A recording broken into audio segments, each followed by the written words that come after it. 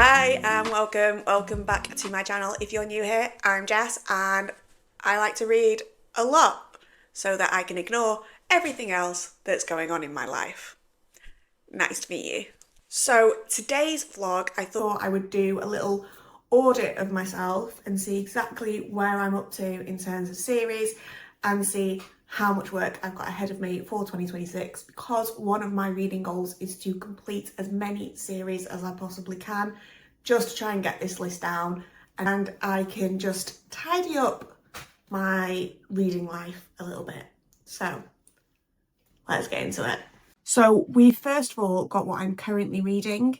The first one is a series I'm doing on audio because it translates so well to audio format, and I don't know if I would get as much enjoyment from it if I read the books, but it's a series called Fred the Vampire Accountant, and it is exactly what it says on the tin.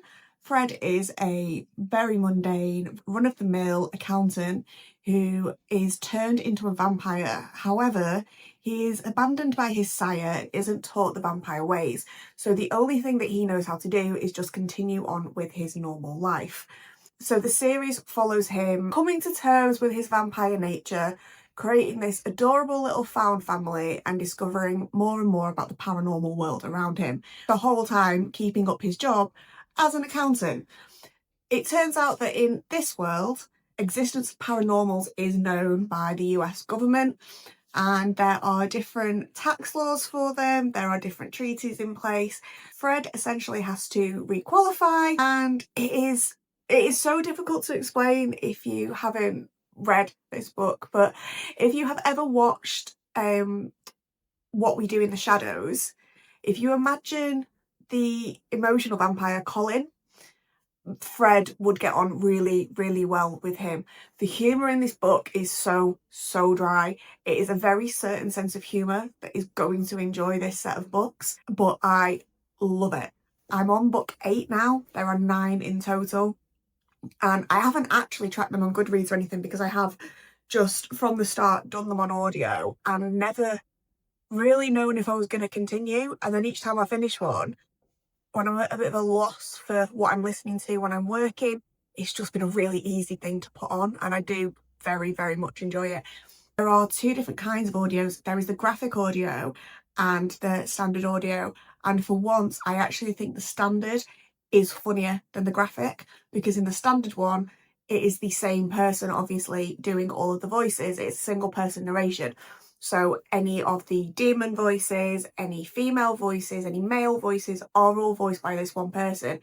And because this book is essentially supposed to be Fred's memoir or his diaries, it comes across so much better in that single voice narration than I think most books do. The sarcasm and the dryness really come across when it's just this one person narrating it.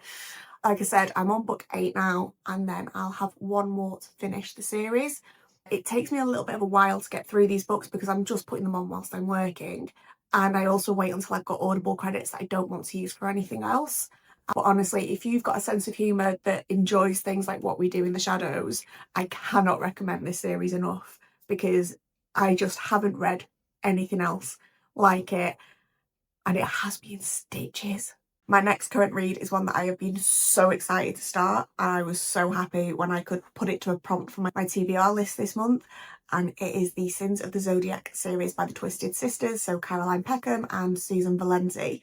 It is set in the same world as Zodiac Academy, however it isn't set in Solaria, and it doesn't involve any of the characters from Zodiac Academy. It has little Easter eggs that I'm not even going to spoil for anyone, but I squealed when those Easter eggs started appearing in Neverkeep. I gave it 5 stars. I absolutely loved it. It felt like reading the latter half of the Zodiac Academy books. So the way I always explain Zodiac Academy to people is it is like watching 90s teen dramas on TV. So things like Buffy the Vampire Slayer, where the first few series start off really like kitschy and a bit cheesy, and then they really fall into their own, and then by the end you're just emotionally devastated. And Zodiac Academy was like that for me. First few books are a good time, wasn't too sure what I was doing there, and then by the end I needed therapy. Sins of the Zodiac, the writing feels a lot more mature. There are still parts where it's, the Twisted Sisters humour and their very unique writing style definitely comes through. But overall, this is a much higher type of fantasy. Don't get me wrong, it's not an epic fantasy by any extent of the imagination, but the writing is a lot deeper and darker, and I'm really, really enjoying it. So I've read Neverkeep, I'm currently reading Echo Fort, and then Cindervale comes out in 20 days. So hopefully I will be able to round off that series in a nice little bundle, because I'll be able to read Cindervale next month. So up next, we've got books where I'm up to date on them. I'm waiting for the next one to come out, and the next book has a release date, or at the very least has a confirmed follow-up. So we may not know the date, but we know it's coming out with this title towards the end of the year, or this title early next year kind of scenario. The first one on that list is one that I have never heard enough about, and I really, really enjoyed it. So it's Six Wild Crowns by Holly Race, and this is a retelling of Henry VIII's wives. I loved history growing up. It was always my favourite subject in school, in college, and I really enjoy historical fiction, especially historical fiction based around sort of the Tudor, Elizabethan dynasties. I will eat up anything that's written about Henry VIII's wives. Philippa Gregory and Alison Waite are two of my favourite authors. I enjoy their work, and I enjoy how all these women were completely misunderstood. Six Wild Crowns is a fantasy retelling that I never could have predicted, and I loved every second of it. So within the Six Wild Crowns world, Henry VIII has taken all six wives at once. They started off in the same order, so he married Catherine of Aragon first, or the equivalent to Catherine of Aragon, and then step by step he's taken on more and more wives. And the reason he's taken on more and more wives is that the magic within this world is powered by six castles that each have to have a resident queen within them, and by having a resident queen within them, the king then has this magic power. These women get sick of it. They realise that Henry VIII possibly isn't the man they all thought he was, and they start to rebel against it. They start to uncover the truth about where this magic comes from. They start to uncover the truth of their roles within this world, and it was such a good read. And ultimately, it's a really wonderful fantasy tale of found family and female empowerment. The whole basis of the story is that women have been fed lies for generations and generations, and that actually the power that they hold is so much more than what men have told them that they have. So Six Wild Crowns came out last year, and the follow-up, Six Savage Thrones, which is really hard to say, is out in a couple of months. And I think it's just going to be a duology, but I can't wait to see what's going to happen. The end of the first book was so well done. There's a cliffhanger. It isn't necessarily high stakes, but there's a lot of intrigue. It's quite fitting for a court format, essentially. There's political intrigue within the court rather than global political intrigue. It's one of those books that, with hindsight, it is quite sort of fast paced. There's a lot happening. There's a lot of information that you find out, but as you're reading it, it reads like you're reading a historical fiction, and just the way that everything kind of comes together, I just think was really well done, and this book needs a lot more praise. On a very different path, we then have the Broken Realm series by Lee Rivers. Lee Rivers is obviously predominantly a dark romance author, but she released, I think 2 years ago now, Satanic Shadows, which is a spicy dark fantasy. It's dark academia, it's love across the ages. Satanic Shadows was spicy. I rated it really highly, and it is pretty much to this day the only book club book of the month that I loved as I was reading it, and half the book club hated it. Usually this is very much the other way around. I hate it, they all love it. I really enjoy Lee Rivers' writing. I think she is very, very talented. I think she knows exactly what she's doing, and I think she managed to merge the dark romance that she deals with fantasy really, really well, because quite often when you get a dark fantasy, they're just a bit naff. They're always angry vampires, and it's always a little bit stereotypical, whereas this one is a little bit different. Don't get me wrong, Satanic Shadows was 100% a vibes read, and the vibes were vibing. The vibes were so good. I loved it, and I cannot wait for Mortal Minds to come out in a few months. It's going to be an excellent little palate cleanser. It's just going to be a good time. Next up, we've got the next duet in the Crowns of Nyaxia series by Carissa Broadbent. So far we have had the Nightborn, we've had the Shadowborn, and then the final duet is going to be the Bloodborn. Right, controversial opinion. I love the Nightborn duet. Okay, so Serpent at the Wings of Night and the Ashes in the Star Cursed King. Love that. They were great. But the Shadowborn duet had me in a chokehold. And so many people seem to have hated that. And I don't get it. Misha, I loved her from the very start, and her love story was just so tragic. I felt so strongly for that couple, and I just wanted them to have their happy ending. And I don't understand the hate for the Shadowborn. And the fact that then so many people are so incredibly excited about the Bloodborne duet. Don't get me wrong, I'm excited for the Bloodborne duet, but I'm not like, oh my god, we've got to get this because of how the last duet went. I'll be excited to read it. At the minute, I don't feel overly bothered about reading Septimus's story. Whereas Misha, I just love her. Honestly, I think both the Shadowborn duet books got 5 stars off me. I was in a chokehold. Obsessed. We then have the Heavenly Bodies series by Imani Aru. So Heavenly Bodies came out a couple of years ago, Fallen Stars came out last year, and then in November we get Holy Monsters, which I am so excited about. So within the Heavenly Bodies world, it is celestial magic, it is so beautifully done. There are various different couples that each book is going to follow. However, the main focus is always on the original main couple from book 1, Heavenly Bodies. This book is just fantasy romance done well to me. Like, I'm not a huge fan of romantasy at the minute, but this is just beautiful. The first book has got yearning in it. There's a slow burn. The second book then has spice, but it doesn't feel gratuitous. Like, it's good time spice, and you could take it out and the book wouldn't have been any different. But it also doesn't feel like Imani has then just put a load of smut in it for the sake of then saying, oh, this one's a little bit of an older read. The couples that are in there so far, I just love them. And I just think Imani has such a way of creating an entire universe. And I went to a talk a few months ago with her and Jennifer Delaney, and she's the sweetest person, and she's so excited about her own books, and she loves these characters and this world that she's created so much that I will accept no Imani hatred. I will accept none of it because she's lovely, and these books are just, they're beautiful, and I think that they're progressing so well story to story that I cannot wait for Holy Monsters to come out. We then have one of my most anticipated releases of the year, and it is Ballad of Fallen Dragons by Sarah A. Parker.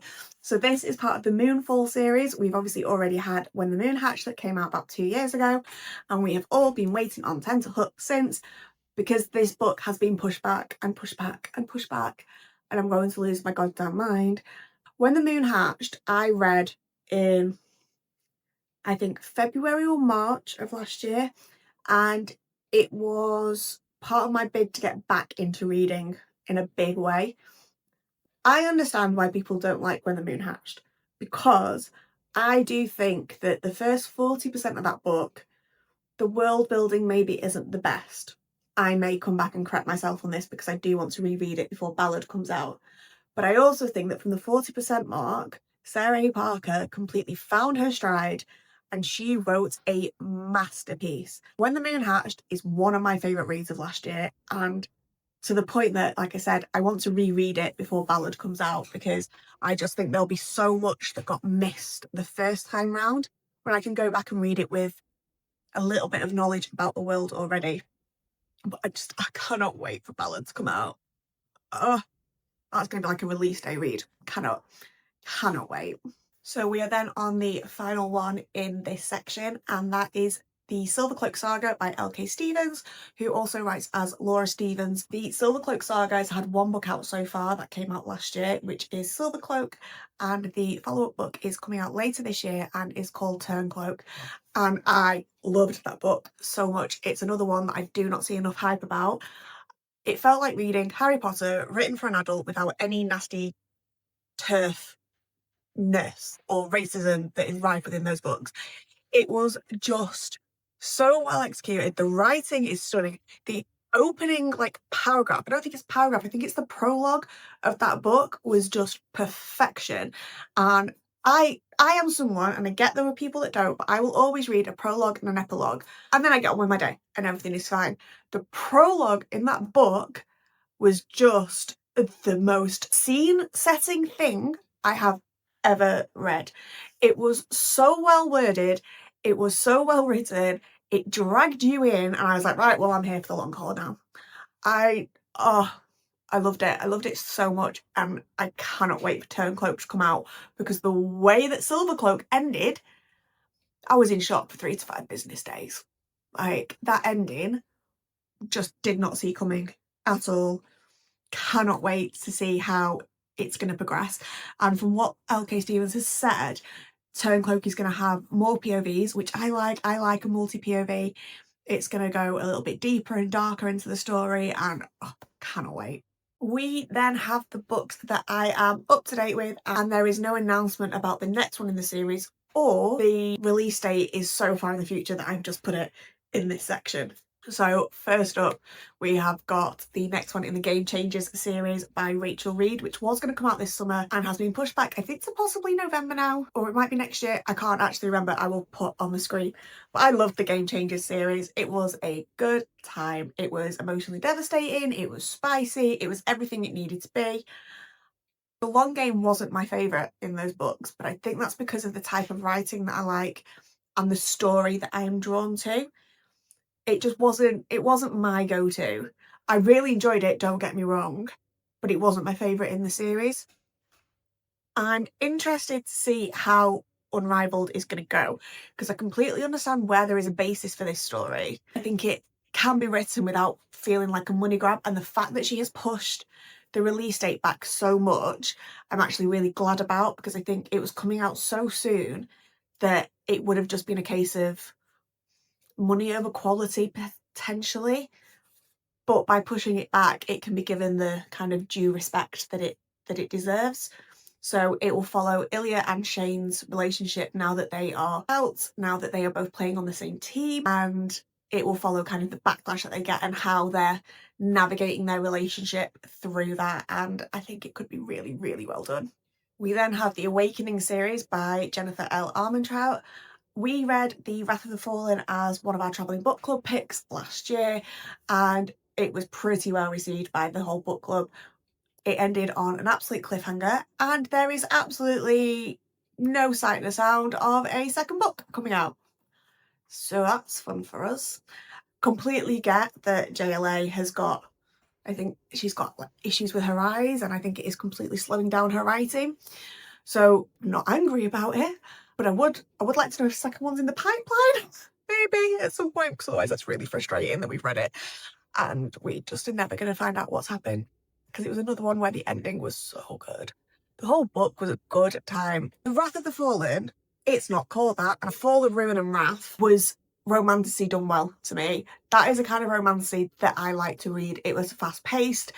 The romance within the book was good, but it wasn't necessary. There was a plot beyond the romance. Things didn't feel forced. The characters were well thought out and they were fleshed out. It didn't just feel like they were taking a tiny young girl with ankles like twigs and then making her into this killer fighter. There was purpose and there was reasoning behind everything that was happening, and I really enjoyed it. And if we do get a second book, I will be a happy, happy person. The Cosmic Chaos series by Kimberly Lemming is a good time all round. It is a spicy, fun, paranormal romance with aliens and humans crash landed on a different planet. Kimberly Lemming's writing is Marmite. You either love it or you hate it. I love it. To me, she's a perfect palate cleanser. I still get a few fantasy elements. I get a spicy good time. And it's funny. Like, you cannot go into Kimberly Lemming's books thinking you are going to get a literary masterpiece. That is not what those books are there for.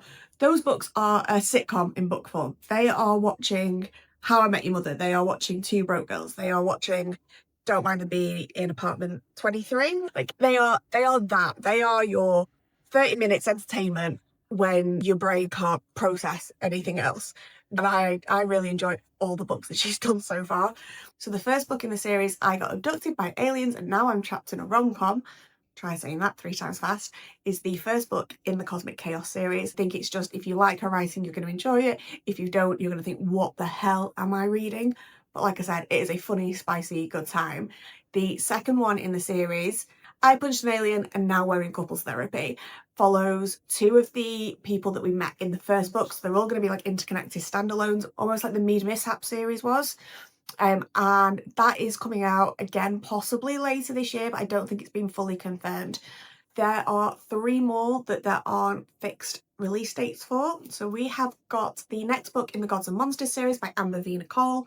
I am very, very intrigued for this book to come out because books 1, 2 and 3 I loved. The ending of book 3, my jaw was on the floor. I was screaming, crying, throwing up. The 4th book, which came out towards the end of last year, I have to be honest, I did not love. In my opinion, Diana in that book went from being a strong, badass woman that you don't mess with to being a simping mess for Sankyo. I hate the nickname Sammy. I can only imagine that she's saying it in a baby voice. I hate it. And the ending of that book, I didn't love, but I can appreciate that it is either going to set up for an incredible turn of events in book 5, or I won't be continuing on with the series after book 5. It completely depends on what that cliffhanger has set up for in the next book. And I'm so annoyed that that's where my opinion of it's gone, because books, like I said, books 1, 2 and 3 I loved. I was like, this is a god tier series. And now I'm a bit like, eh. Book 5 could come out and the ending of book 4 could make complete and utter sense, and it could be like, oh my god, this is incredible that this is how it's been set up, but I just don't know that yet. So I need that book to come out soon. And finally, in this section, we have my favourite author of all time. I love her. And it is 2 series by Samantha Shannon. So there is the Roots of Chaos series and the Bone Season. The Bone Season is set to be a series of 7 books. There are currently 5 books out and 2 novellas. And it is god tier. I'm obsessed with this series. I think everyone should read it. It is dystopian fantasy. I have spoken about this series so many times that I'm not going to go on a tangent now, but it is incredible. I love it. Go and pick it up. From what you can see on social media, Samantha Shannon is currently still in edits for book 6 of the Bone Season, so I'm going to be waiting a while. I'm devastated because I've now read everything that Samantha Shannon has written, and now I'm just in limbo, because the final series is the Roots of Chaos series. So far there are 2 books and a novella out in this series. These books are all set at different points in history within the same world, so they tell different facets of this world's story, essentially. And Samantha Shannon has said that there will be more full-length novels and potentially a couple of novellas, but there is nothing set in stone about this one, so I'm just waiting here like a lemming, because I have nothing else to read by her, and I'm sad. The penultimate section on this list are books that I need to buy or acquire in order to be able to continue with the series. So first up, we have the next book in the Empire series by Con Iggulden. I always struggle to say his surname. Con Iggulden is a historical fiction writer. He's written a couple of series I've read before that I absolutely love. The main one being the Conqueror series, which is a retelling on the life of Genghis Khan. So it is loosely based in the facts of what happened, but there is a lot of artistic license within it. But it is such a good series. It's very, very good historical fiction. The other one of his that I read is Emperor, I think it's called, and that one is Julius Caesar. It follows the same sort of style as the Genghis Khan one. I really enjoyed that one. I had such a good time reading that. I want to reread it again this year because it is a couple of years since I read it. I feel like that period of history is the closest that we get to fantasy, if that makes sense. Scene setting is very fantasy adjacent. The attitudes to war, that kind of thing, you could see how it could quite easily then take a fantastical turn. So the Golden Age is another series that is set within the Roman Empire. I've read Lion last year. I liked it. I didn't love it.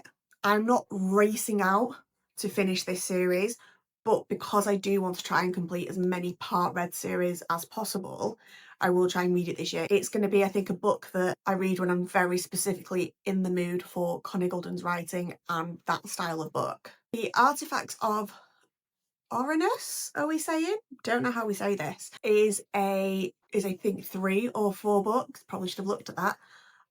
And it starts off in Trial of the Sun Queen, and it is basically The Bachelor in the fantasy realm. We read it again as part of the Travelling Book Club last year. It was, again, an easy romantasy read. And they're on Kindle Unlimited, so again, it will just be when I'm in the mood for it, I can then just go pick it up. Likewise, the Filthy Rich Fae series. Again, the first book was part of last year's Travelling Book Club. The way that I can explain that series is it is junk food in book form. It was a fun time reading it. You are not coming out of that book with any high expectations. I very much doubt it's anyone's 5-star read. It's very much a vibes read. It is entertaining. It's got all the tropes that you know and love. There's kind of forced proximity, enemies to lovers. And the ending of the book kind of promises that the second book onwards is again going to be a little bit of a good time. So I think in that one, I think there's 2 of the books out and the third one possibly isn't out yet. And the last one that I need to buy is so high up on my TBR, but I'm also terrified. And it is the Hierarchy series by James Islington. I read The Will of the Many last month and I loved it. 5 stars. My jaw was on the floor. I can't get over how that book ended. It was incredible. And then The Strength of the Few is already out, so I need to buy that so I can read it. However, the final book, which I think is The Power of One, it's the something of one, isn't going to be out until next year. The Strength of the Few is very, very high up on my list, but also I'm trying to sort of taper it out so that I then don't have a complete breakdown at the end of that book and have to wait a year / a little bit longer for the third book to come out. But oh my god, I love that series. Well, I mean, I've only read the one book. I love The Will of the Many so much. I'm going to crash out again if I keep thinking about it. Right, moving on.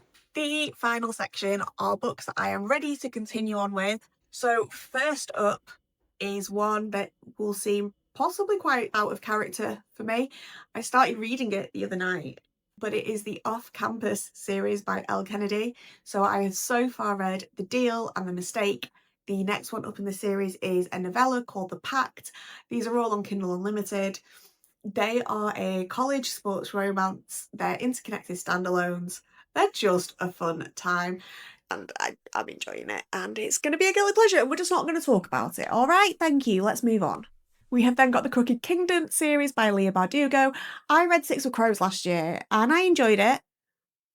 But I've got to be honest, I didn't really see the hype. I enjoyed it. I didn't feel like I'd missed anything because I hadn't read the prequels. I didn't really feel like I had a great need to read the next book. The second book is called Crooked Kingdom. The series is called Six of Crows, I think. Yeah, Six of Crows duology, isn't it?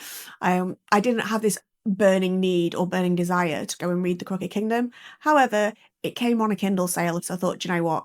May as well.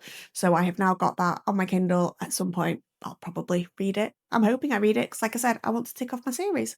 The Black Dagger Brotherhood is a paranormal dark romance series that spans across about 22 books. I will never stand here and say these are masterpieces. However, J.R. Ward has this way of writing that you are drawn in. And I feel like what's probably going to happen with these books is that one weekend I will probably sit here and read sort of 3 of them back to back because it's that kind of series. Like, as you're reading it, you are sucked in, but then you can put it down and you're probably not really going to think about it that much. But each of these books follows a different member of the Black Dagger Brotherhood, who are an ancient vampire warrior race. And they are fighting the enemy, which is called the Omega, who is a creepy dude. He's gives me the creeps. And each book basically tells how a member of the Brotherhood finds his true mate. So there are fated mates in here. There are reincarnations. There are second lives. There are fallen angels. There's a whole lot going on.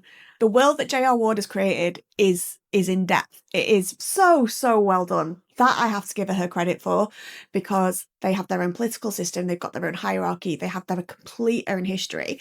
J.R. Ward has done her work on this series, and you can say what you want about sort of the writing or even the subject matter, but I do think she has created a universe incredibly well, down to like the smallest details, and for that alone, it's why I want to continue reading it.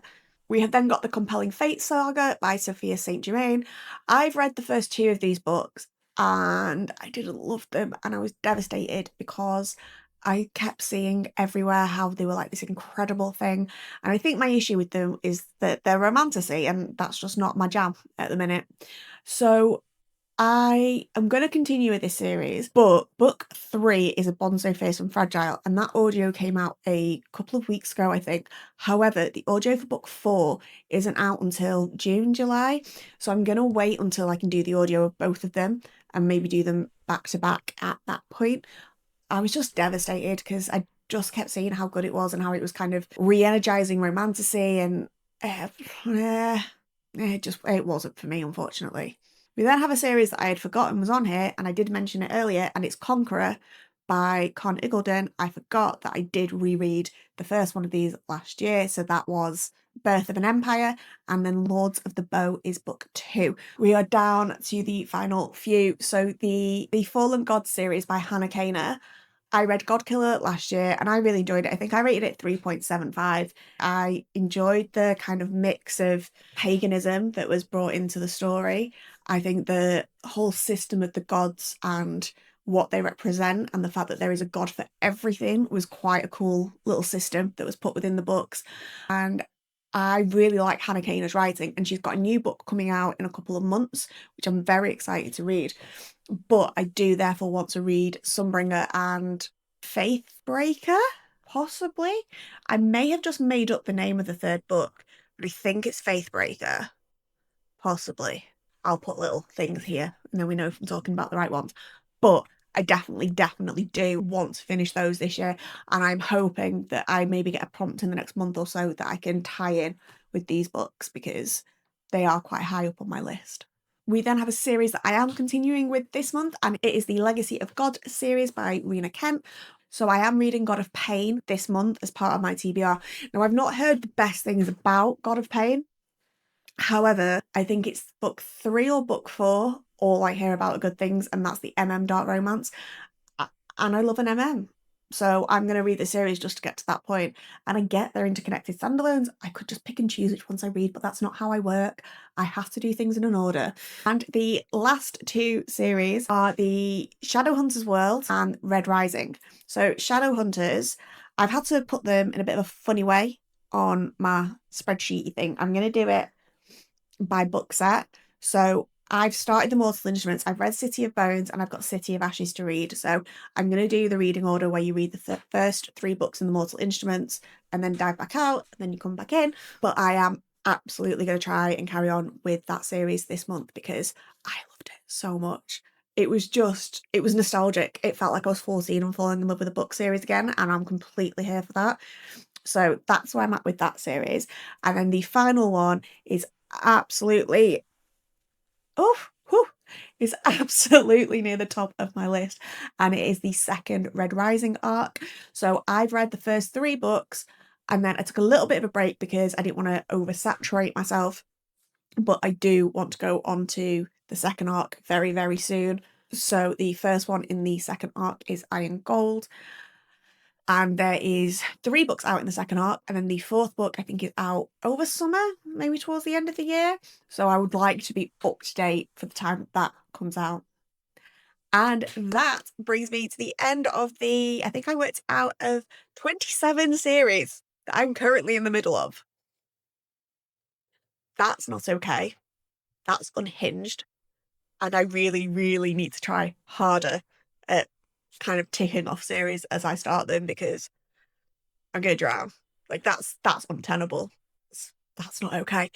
I will then, I think next time I might go into the series that I'm not continuing or series that I've completed. So if that is of any interest to anyone, please let me know and I will do that video. There are quite a few, to be honest, that I have finished. It might not sound it when I'm in the middle of 27, but there are a lot. Like, I didn't do too badly last year. I just definitely dove in and out a lot more than I would like to. But like I said, 2026, one of my reading goals is to complete them. If you have listened this far, thank you so much. I really appreciate it. Please tell me if there are any of these series that I should jump back into as a priority. Let me know if there's any of them that you have read, any of them that you don't recommend. If you've got nothing to say, then just leave me a heart emoji and make me feel some love, please. Thank you. But I hope you all have a wonderful day. Please like, comment, and subscribe because I am needy. And I will see you all next time. Bye.